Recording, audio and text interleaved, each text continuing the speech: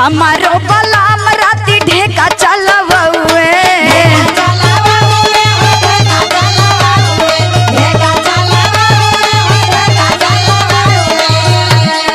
धुधरी में कूटी कूटी बोकला छोड़ुए। अरे का बताइए सखी हमारो बलाम राती ढेका चलवुए धुधरी में कूटी कूटी बोकला छोड़ुए। थकी के शरीरिया गवे हार हो सजनवा मतिया मार ले हुए हमारो। अरे का बताइए सखी जीव का जवान हो गइल बा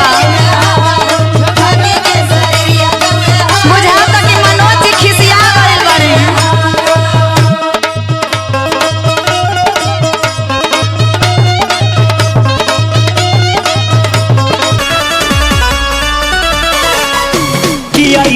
मिलल भातार कम सखी फूटल हमार कबो हमके न सुख घर में हो देला।